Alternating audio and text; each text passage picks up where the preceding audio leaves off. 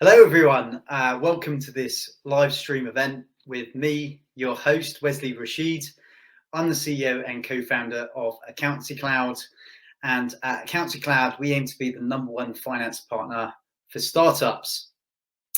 Now today I am very excited. We've got a great expert that's with us today. And before we get into what we're going to cover, I'm going to ask you for a big favor. Now that favor is, if you're watching us on our live stream, please do hit that follow us button.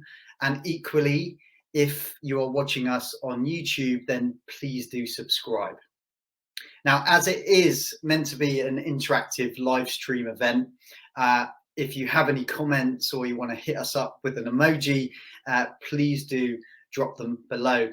Any question that you drop us, I'll make sure that our expert gets a chance to answer it in this event.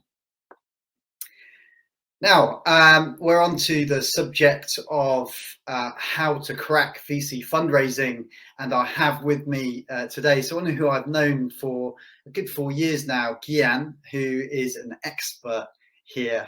But why are we doing this event? Well, if you think about it, as a startup founder, particularly if you are getting some initial traction, some initial product market fit, and you want to raise some capital, there is often the question of, well, let's raise an institutional round of funding, and that leaves the startup founder with many uncertainties. How do you present your team in the best light?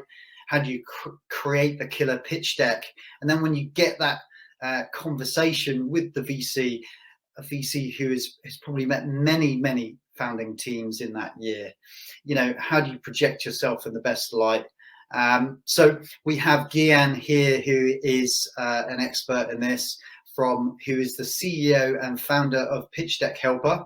Thank you for coming on the show, Gian. Appreciate it. Thank you for having me, Wesley, and hopefully everyone is enjoying their day today. Brilliant stuff. So what we're going to do for this event then is slightly different format to the other events that we've run. Gian is going to be presenting a few slides that's going to cover this subject of how to crack fundraising through venture capitalists. So what I will do is hand over to you, Gian. Sure, thank you, Wesley. Let me just share the screen.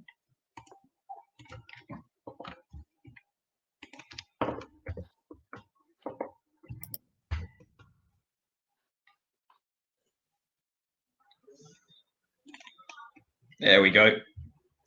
But yeah, so thanks for everyone pitching in, coming in and watching this. In terms of this presentation, I didn't want to spend an hour talking through these things, and only really wanted to do one specific area that investors do look for. And I decided for how do investors pick teams. So first, a bit of who am I and a little bit of my background. So yeah, my name's Gian. I am the founder of Pitch Deck Helper, where I provide honest feedback and actionable insights on pitch decks and fundraising to startups looking for venture capital funding. A little bit of background of myself. So I co-founded 2 companies. One was Pebble Labs and one was Trait Biosciences, both within the biotech sphere, using siRNAs to silence genes in animal, plant, and vector-borne viruses. And whilst I was at the company, we raised around $16 million. Since then, I moved to Octopus Ventures, which is one of Europe's largest venture capital firms, and was investing anywhere from C to Series B investments across Europe and the US. At Octopus, I led investments into Patch, Skin and Me, Quick Genius, and All Plants, along with follow-on investments into portfolio companies such as Trafi, Big Health, LV, and Depop, which actually just sold to Etsy for 1.6 billion last month, which is great. During my time at Octopus, I've been able to see best-in-class pitches and spoke with best-in-class entrepreneurs who have presented to me. And some of these entrepreneurs have gone on to raise 100 million plus in fundraising and have sold for $1 billion plus. So I have been able to see which pitch decks and which process actually does work when trying to speak to VCs, anywhere from that seed stage all the way up to Series B, C, and D and E. That's a little bit of background on myself. So why did I decide to pick a presentation on teams specifically? There's an amalgamation of different areas in which you can segment a company and how investors pick. But for me, the reason why I decided to pick teams is because I believe that's the most important area that an investor looks for when they are deciding whether they want to invest into a company. And the main reason for that is, investors are looking for conviction when they are deciding on who they want to invest into. And the only tangible data that the company really has is the company's team. And that's why it's the most important aspect for founders to get this right during their fundraise. And that doesn't necessarily mean just getting it right in terms of personnel, but then also relaying that information to the investors in the right way. You can get funding without a superior product. You can get funding if it's in a smaller market than the VC may want, but you'll never get fundraising if with a bad or dodgy team. And that's why it's the most important part. And there are two main reasons for this. So Station F, a great company, did some research in 2020 where it found that 80% of startups will pivot in some way.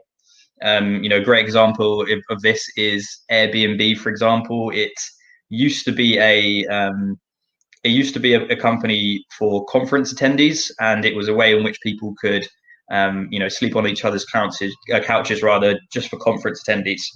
YouTube was a video dating site before it became the mammoth it is now. The investors who first invest into these companies, when they were those two types, they didn't invest into the company necessarily just for the idea or even the market that they were in, but rather than the team that was there, who are would be agile to change and have great success if it is needed. Secondly, the future is unknown in this market, and black swans are rife. The last year and a bit regarding the big C word is a great example of this. It's very hard to understand what's going to happen in the next kind of 5 to 10 years, and you have to be able to invest in conviction and what you do understand. No one really knows what's going to happen in the next 10 years, whether it's new technologies coming through, taking away market share, whether it's major changes in regulations, whether it's life events of founders, changing ambition or ability, or even the fund itself and in what it's doing. These are all uncontrollable, and the only thing that an investor can really control is the team and how they act. A great example on this point is a company called Cabby, which Octus invested into. It was an app that allowed consumers to book mini cabs, and you can see where this is going. Little did we know that a smallish startup in San Francisco called Uber, where it decided to actually raise a lot of money and then obviously push to a UK growth, and it basically completely decimated Cabby. Now, I know that's a negative and it didn't necessarily succeed. However, it just shows that at the time of us investing, we didn't know that was going to happen, and we never really will know. So I could spend hours on teams. However, I want to keep this, to 10 to 15 minutes max, and to kind of get to your, answering your burning questions. And it really does depend on the market you're in, the stage you're at, and kind of what technology you're building to go hone down into more things. So I've split this into 3 green flags and 3 red flags that investors generally look for when picking teams. So the positives first, the green flags. So the first one is, build things and sell things. And this is the underlying facet of what you're doing as a founder. And if the founders can relay the why now, why you, why this product, it gives much more gravitas to the situation and the problem. A one-liner that can be understood and repeated is great for this, and something that founders should spend a long time focusing on. A lot of founders don't have that one-liner, and they aren't willing to, push and work on their mission and understanding that, and it really can be great. Investors are looking for founders who can clarify and sell the competitive edge of the product, and a good CEO always needs to be selling. How can you sell if you can't communicate your value to an investor. On the second point of this is, as a founder, you have much more knowledge on the product, SaaS market than an investor does.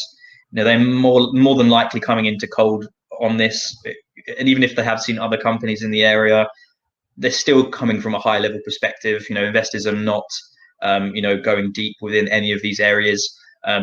So simplicity in communicating ROI is key. I've seen technical founders especially, struggle with this.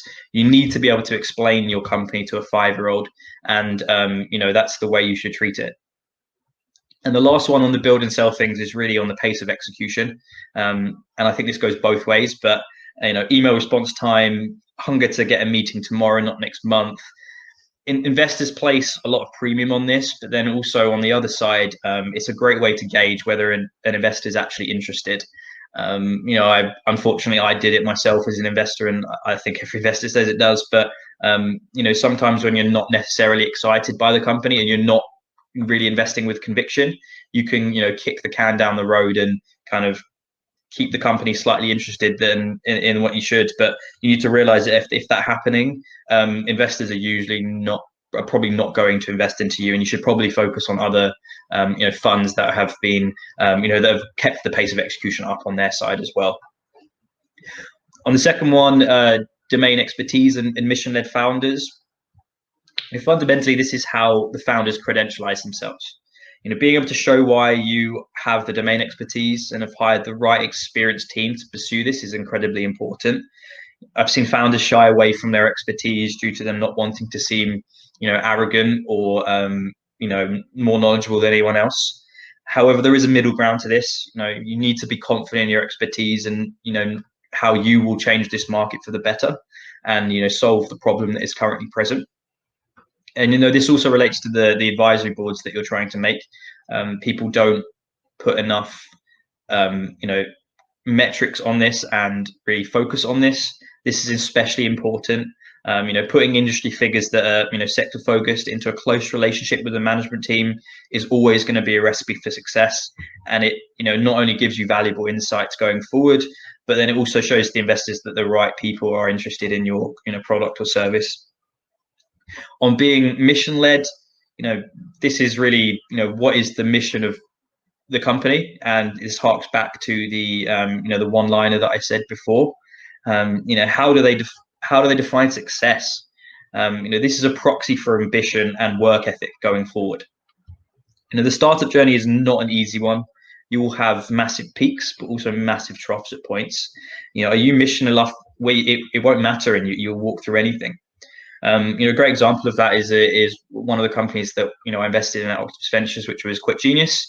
They were using cognitive behavioral therapy to help people stop smoking and other addictions such as alcohol and opioid. Their mission was to help 1 million plus people stop their addictions. And being ex-doctors, they also had incredible domain expertise, and they were able to build an amazing advisory board around that. And it was a massive reason for why we invested. And lastly, and I think this is going to be a facet for everything, but it shows the founders that they're willing to take a long-term view. And at Octopus, we call this the entrepreneur's North Star, and it shows that they have a vision for the future, and they're always looking long-term rather than short-term, and that's a really big boon. And then the last one is successful culture building, and I think the one that is slept on mostly with early stage founders, and one of the things that can really help you win the fundraising that you're looking for. And also one of the biggest reasons why companies actually fail past Series A is when they don't build a successful culture within their company. So as investors, we're looking for founders who can prioritize how they're going to build a team and have a plan in place that does that. Founders who are sophisticated on how they set objectives, do performance reviews, really care for their future employees in terms of option plans, etc. Have you hired a team with clearly defined roles? Do the founders understand their own strengths and weaknesses and are hiring to, plug those gaps? What does the option plans look like? Are employees bought into the mission of the company and are willing to kind of, again, walk through rules to do all these things because of the culture they're building? Founders are generally not conscious enough on what they're trying to build in this regard. I've found, especially kind of, from C to Series A. But this is really ultimately, how the company does into the future. And, a great example of that is, companies that are struggling to retain talent or, have bad Glassdoor reviews are massive turnoffs against when investors looking at these kind of companies. And yes, we do look at Glassdoor reviews quite extensively. It's very, very important to us. Last but not least is actually on culture building itself within the VC fund. Again, this kind of goes both ways. Diligencing the VC and how the fund fits into your own culture, as well as understanding how the VC business works. Like it or not, this will have an impact on your business. Examples of this are, understanding who the contact points of the VC will be. Is it just the deal lead or is it the whole team? What happens if the lead leaves the fund? Will you just, will the company be flung away and not supported by the fund? Who else in the company will help the company going forward? Does it feel like a family? Do you think that there's a working relationship there? These are massively important, and relationship building is there because this is a long-term contract and a working relationship and something that's really important. So red flags that put best investors off. The first one is I versus we. So the VC-backed industry, this is a 10+ year journey if you want to succeed. And if you do not seem like a team player within the VC, and are just there for the money, then to most VCs, some VCs now not necessarily would be very turned off by this and would not want to invest into you. And on that side, within the fundraising process, understanding the power of relationship building and small talk with the investment team is massive here. Investors, or rather founders, they go into pitch deck meetings just wanting to relay the information of the company, and that is great and that's very important, but also creating a relationship with whoever's going to be the lead on that company and who's going to ultimately be sitting on your board for the next decade is incredibly important. Some examples of how you can do that is building a bond with the investors by referencing common connections, show you've done your research on the fund/person, and being truly helpful in away from just your own fundraise. So whether the VC is talking about a certain thing and you're giving them to the right person, or saying, look, I can help you here, or seen some VCs, for example, or founders end up going to exercise meetings with other people as well, just saying because it's a common connection in terms of what they're trying to do, and those are really important and something that can be an easy win. In terms of the second one, in terms of being not coachable, again, this is an incredibly important area in your path of success. The path of success will be a struggle, and it's a bumpy road. A CEO especially will have to wear many hats, and unless you're a seasoned CEO who's done multiple companies, there's no real place that you can learn how to be one apart from doing it and making the kind of mistakes that need to happen. So this means that there will be mistakes, and there will be some areas with a VC that can lend their advice on what they've seen from other CEOs that they've been able to be a part of or been a part with. A great example of that is one company, Octopus, we're investing into, within 9 months it was actually insolvency practitioners within 9 months after a Series A. But the entrepreneurs were open to challenges and fixing this, and now the company's doing well. This is a back and forth that will always happen, and that always needs to happen. And having a CEO who's coachable and understands necessarily their weaknesses and is willing to work on them going forward is incredibly important. When you're going into a VC meeting, always think of VC funding as a relationship rather than an investment, and treat all of your conversations as such. Investors are always looking to make sure that they can work with the founders openly, and the trust goes both ways. Being able to show that you may not know everything, but you're hungry to learn, and you want people to come in who can help achieve your goals in an easy way to get past this red flag.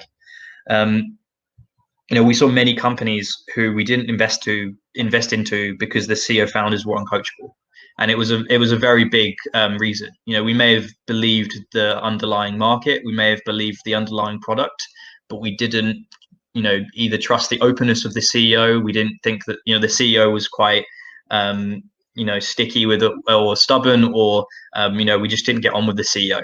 And it's a great example of one way in which we didn't invest into companies.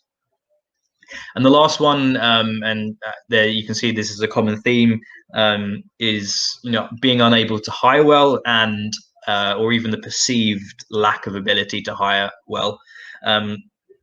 This is an especially hard one because there is a balancing act between being a CEO who doesn't want to hire people and then is then overloaded, and a CEO that hires way too fast and then has to cut back staff because they're not worth it. On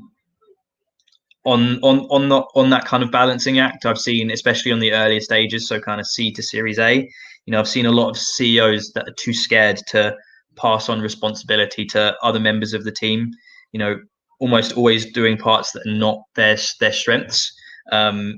You can kind of get by this with kind of pre-seed to Series A, but a VC is looking for CEOs who will be able to hire well to make sure this doesn't happen.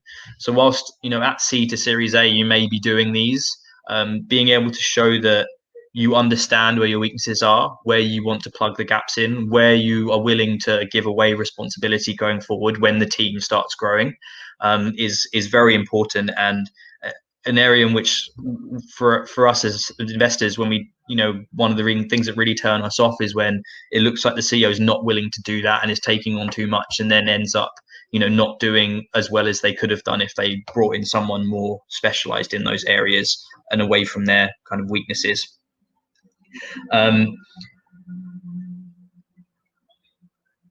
In terms of attracting world-class talent as well, this is incredibly important. So, can the CEO recruit better than them? Are there A players in the management team? At Octopus, for example, we saw many companies that weren't necessarily sold on the CEO 100%. We thought they were okay, but not amazing. That we loved them, but their ability to hire people underneath them that we did adore, and that we thought were A players and probably the best in the market at the time, etc., actually made us willing to invest into the company itself.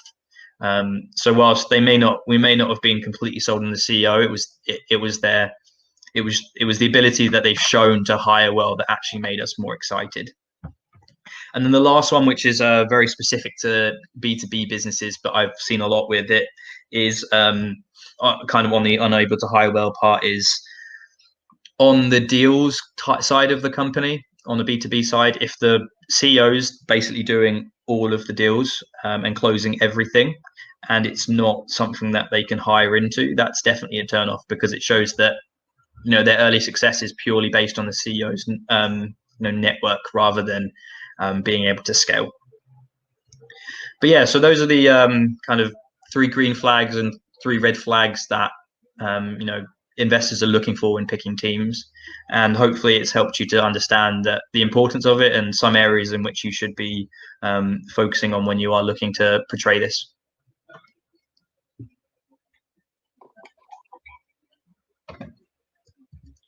Excellent stuff.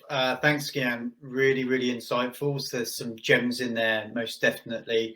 So I will invite the audience to, feel free to post any questions that you have just under this live stream, and we'll post them directly to Gian. We have some questions prepared for you as well, so we'll go through those over the next. I think we have about five or six questions here, which is really, really great. So Gian, actually, your role at a pitch deck helper, can you just describe to the audience what do you do at the moment? Because I appreciate that you're not at Octopus anymore. Sure, yeah. So pitch deck helper, it's like I said, it's honest, it's honest feedback and actionable insights on at the beginning part, definitely the pitch deck, but then the whole fundraising process. So, whether that's, getting your, who the right investors are to speak to, whether that's, looking at your financials and all that regards, whether it's how you're going to speak at certain things, going through the whole process, the data room, term sheet negotiation, etc. So it's a kind of amalgamation of everything, but the first part is really understanding your pitch deck. And for me, it's really based around storytelling of that. So,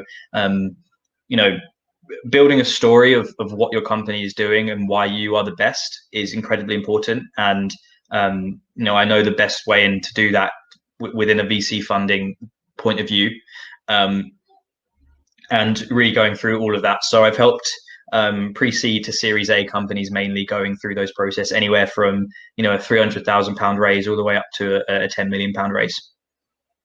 Awesome. That links nicely to the next question.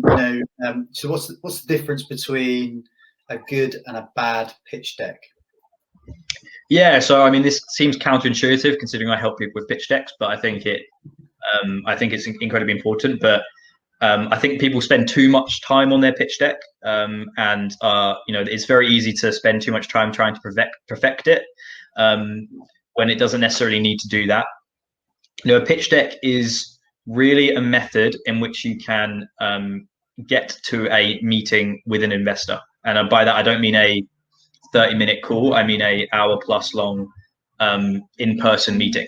So a good pitch deck is making the investor want to learn more rather than anything else. And then also within that pitch deck, you being able to present your story in the right cohesive manner, which is kind of both of them. So I think that's really what a good or bad pitch deck is. It's, and I've seen many pitch decks where, they didn't relay the story very well, or they put too much information into the pitch deck and it turned me off because I spent too much time, or, again, the other one on the other side where they just didn't really have any information and I was more confused going in, after spending time with the pitch deck than before. And those are the big reasons for why, investors will usually disagree with the company. And a lot of the times it's not necessarily that the company's bad itself, but rather the way that they're relaying the information. Cool. And I guess, no startup founder is going to get their pitch deck first time unless, of course, they come and meet you, right? But I hear that often, when they're running a process, they might have an executive summary, they might have a reading deck, they might have, the deck that they send out to VC. So what would your advice be around, or guidance be around those different versions?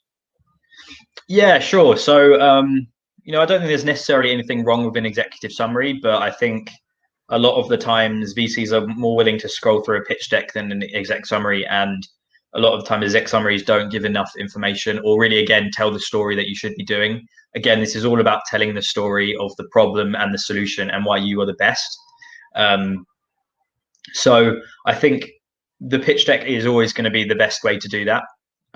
In terms of different pitch decks to have, there's definitely conversations that you can have on that. The pitch deck that you're sending to an investor, which is the most important one to get that first, hour-long in-person meeting, should only be a certain amount, anywhere from 10 to 15 slides max. Again, really just getting the information out as much as you can, and then getting the investor excited to learn more. So not having all of the information there, but relaying it in a certain way in which investors are like, wow, I want to learn more. I really want to speak to this founder, or learn more about this industry or team. And then the second one, which is within the kind of pitch deck sphere, which I think you should have a second one for, is the one that you actually present off of. So it'll be pretty similar, but it will have, appendices. It will have, a little bit more information on the kind of light of the kind of questions that an investor would ask, which is another area that I do help with, asking the questions to you of what an investor is looking for, and the kind of questions that they would ask is so incredibly important. So those are the two main areas that, I think those are the two main pitch decks and documents that you should be looking for.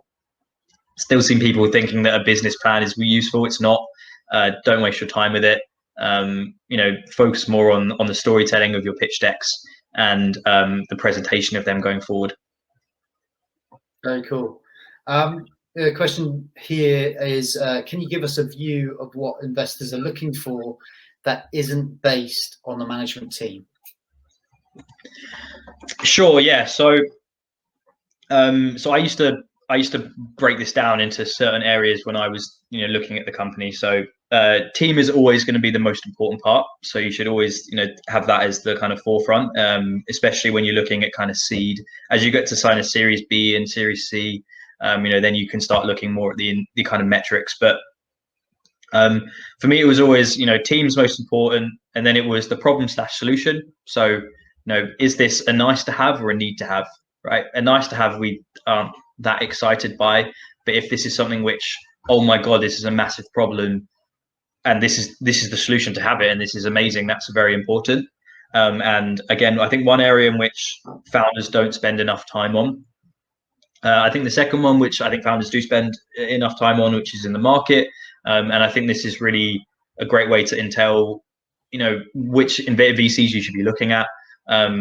If you're the market that you're looking at and the kind of addressable market that you're going for is only 100 million, then you shouldn't be looking at a VC fund like Octopus, for example, which is £1 billion+ under management, because they aren't going to invest in a company that's got a market less than 1 billion. So you need to understand the market you're in and which kind of VCs you're looking at, and kind of how big your company can be and the ambition. And a part of this also is, which I've seen a lot of founders miss out on, is, are you market disrupting or are you market creating? And how do you relay that information in the right way? A lot of the time, I think founders miss out on relaying how they can be market creating. And I think that's incredibly important from what I've seen. And it makes VCs more excited if you can relay that in the right way of saying, look, yeah, the market may only be 500 million now, but what we're trying to do, the market can be this. It can be 1.5 billion because of what we're doing and the solution we're making. So the kind of problem, solution, market, and then the product itself it is incredibly important. So why is this the kind of best compared to the competitors? Again, that's a competitive landscape. And then the last one again is on the which is incredibly important at the end as well, and it kind of relays within the market, but then also at the end, as a VC, we're always, as a VC fund, we're looking at the exit of the company, and that's incredibly important. So, if your company is, has no buyers going forward, and the market for the public side is, 1x on revenues, that's going to relate to what you could potentially exit at. If you're in a market which, say for example, I don't know, semiconductors or something like that, which the big dogs are always investing into at very high multiples, and you're looking at a very high revenue potential, that's an amazing sell, and an area that you should definitely be looking at, and knowing the kind of areas that you think will happen with the exit and the kind of numbers are very important. So those are the main areas that, as an investor, when I was looking at companies, I'd look at. Wonderful, right? Great. Just got a comment here from the audience, which I thought I would actually pick up because it's quite an interesting point. Thanks, Darren. Appreciate comments in the stream. Darren mentions the pitch decks, they have to be digested, and he's hit this route. The understanding is difficult for VCs, and therefore I have produced a video which has more impact.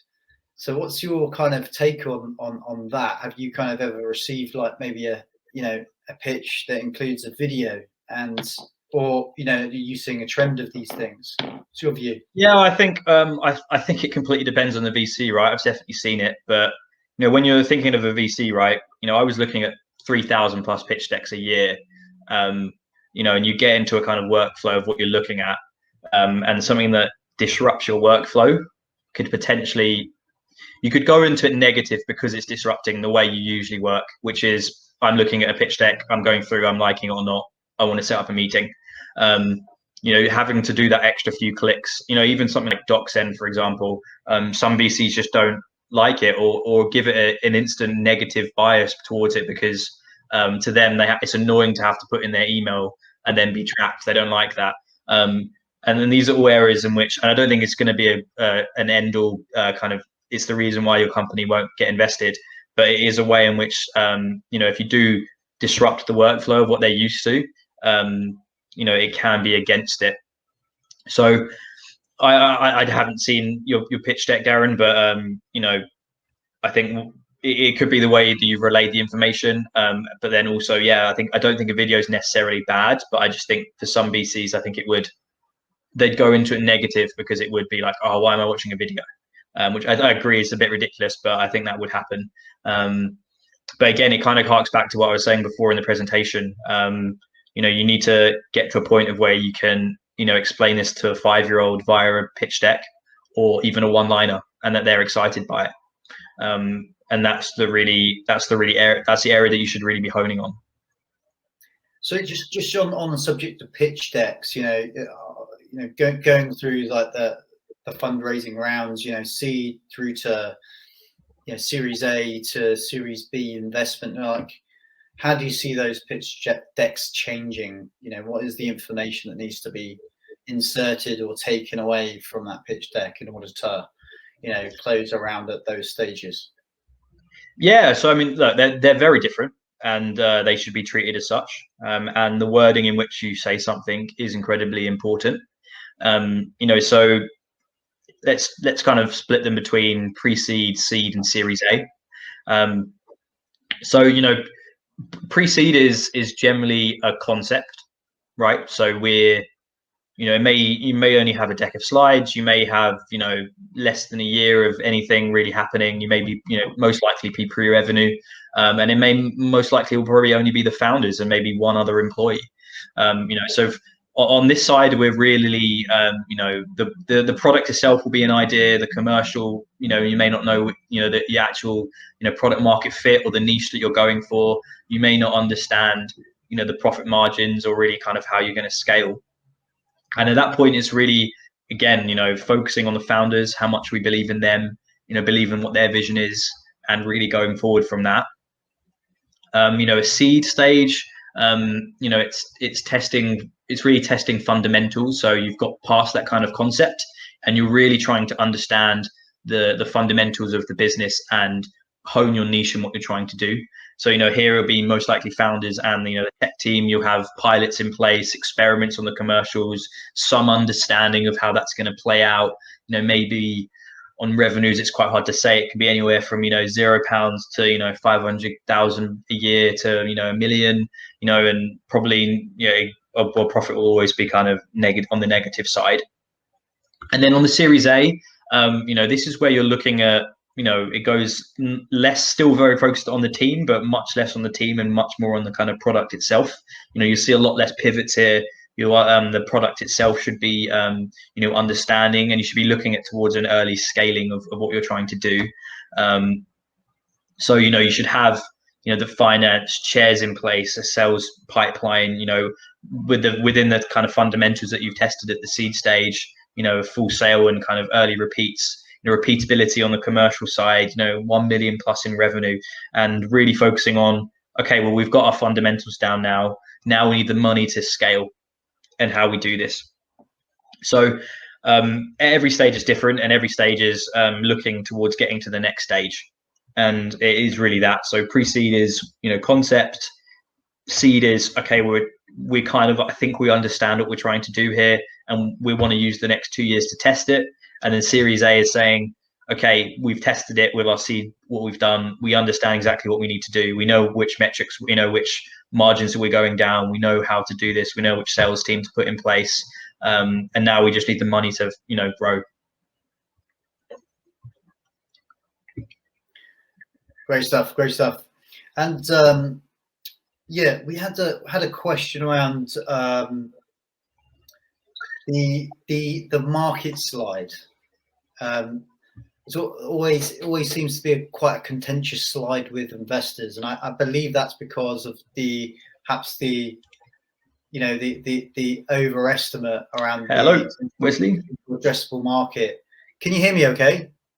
Yeah, you cut out a bit there, Wesley. It's fine now. Okay. Yeah, it's fine now. Yeah, I was just saying we got a question from one of our clients that was talking around the sort of the contentiousness of the total addressable market slide, so the market slide ultimately, and that on occasions there's been feedback where, a VC has challenged it, right? So, I mean, what's your kind of take on it, and what's kind of the best way to approach that specific slide? Yeah, I mean, so it depends really on the VC, right? VCs think differently on this. I think the worst thing on it is, and I've seen many founders do this, is taking a complete top down on the market, and saying I'm in the semiconductor space, therefore the whole semiconductor space is hundreds of billions, therefore that's my market. That's one that's always going to be contested and is frankly wrong. And I've seen far too many founders deciding that because it's the bigger number. For me, I think you should be taking a consulting kind of process towards this, and being much more bottom up. So fundamentally understanding, and these will be contested, but if you can, with your assumptions on understanding this, then you should really be able to, and you really understand your assumptions and you believe in them, you should be able to argue about them. So taking a bottom up process of, okay, if we get, what is the market if we get 50% of the people in the market at a certain amount per contract, or a certain amount per lifetime value of our clients, and how that relates to the market, is a much better way, because I think it's more tangible of what you actually will make in the future, rather than saying, oh, this market's a certain amount. But it's incredibly hard. Most of the time, even the VC contesting it is probably going to be wrong. And sometimes, unfortunately, it's really just an ego kind of stick to be like, oh, we've got £1 billion market, but it doesn't necessarily mean that it is. And again, like I said before, especially if you're market making rather than kind of disrupting, it's incredibly hard to really understand how big it can be. A great example again is Airbnb. If you look at their pitch decks, from back when they were raising, they fundamentally are market making, or they were. They've literally, startups have become massive from just the platform of Airbnb, and it was very hard for them to really relay that in a pitch deck. So yeah, I think it should always be bottom up, and be ready to fight for your assumptions. And as long as you believe in them and you can argue them well, I think you can always get past that question. Great. Really, really, really helpful and really comprehensive answer as well. So I appreciate that. So we have another question here. What would you say are the 3 most important things to include in a pitch deck? Yeah, I mean, so team, obviously, as you've seen with my presentation, is the most important. I think the second one is always, and again on the story side, is relaying the problem and solution, so then a VC can understand it. And then the third one would be, and I guess the problem solution obviously includes product, right? And then I think the third one would be, the stage you're at, because then you can understand, why you're at certain metrics, or how much do you understand, and the kind of questions that you'd be asking. But then also, how much you're fundraising, and going forward, how much that's going to last you. So I would say those 3 things. Very cool. I think we touched on it before, but just some extra clarification over the different versions of the pitch deck. What's your process there at Pitch Deck Helper? Yeah, so I think you should have two different ones. So the first one is much smaller amount, anywhere from, like I said before, depending on the stage, but anywhere from 8 to 14 slides, and that's really a pitch deck, and the most important one, and that's the pitch deck that will get you meetings.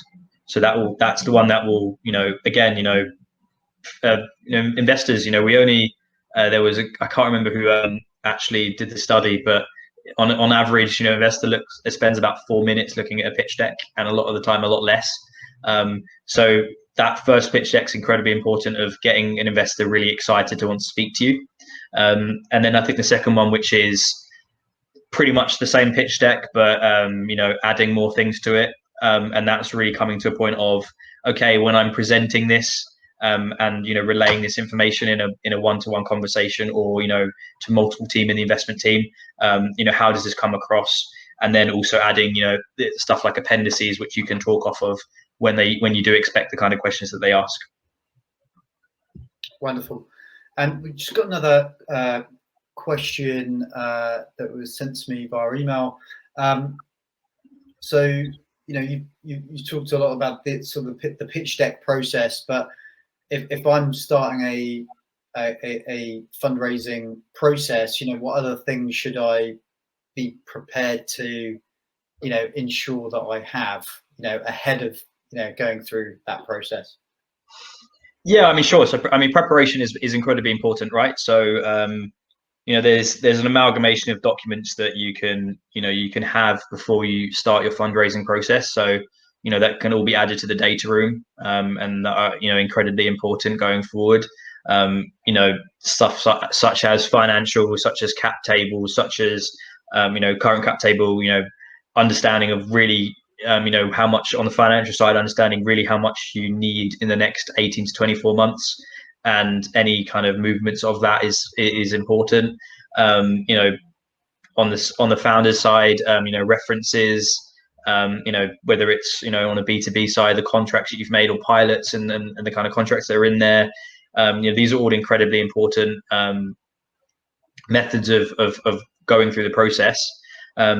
I think secondly on that is also understanding, and one area which I've really helped the founders that I've worked with is understanding what a fundraising process is, and also the intricacies of winning that.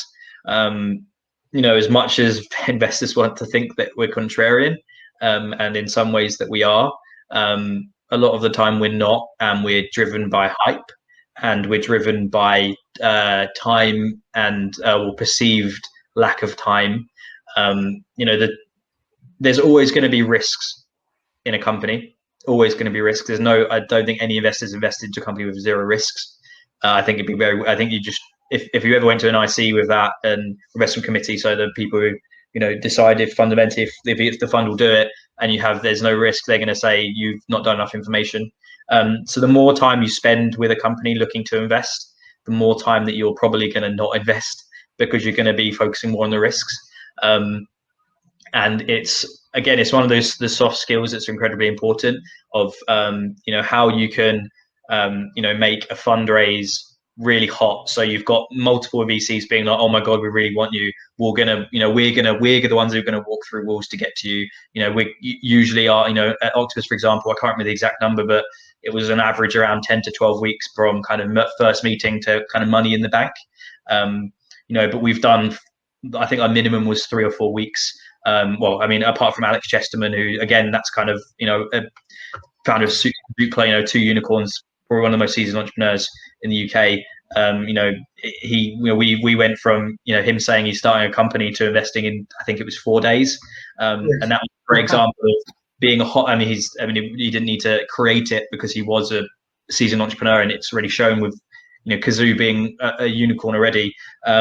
But that creating the soft skills of creating a hot fundraise, where VC's like, wow, there's other VCs coming into this, I really need to go hard at this, I'm really excited by this for XYZ, is an area that I don't think founders really focus on. And me looking back as a VC and seeing the fundraisers that we either missed out on or we actually did, it's an area that founders really, for the most part, founders really did well. Saying we're getting a term sheet in 2 weeks, or we're really close to one, or there's multiple VCs that are coming in, and not being explicit about it, but in other ways doing that is incredibly important. And then I think the last one is really on the process itself, right? Understanding, great, you've got that first 30-minute call, but then what's next? What's next after that 30-minute call? The kind of hour-long meeting with the rest of the team.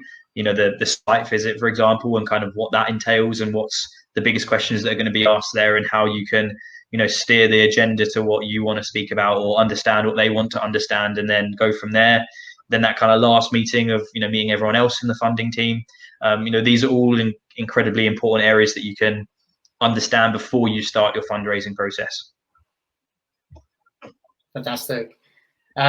Brilliant stuff. So there's another question here. And probably the final one now is, what's the biggest curveball question an investor is likely to ask?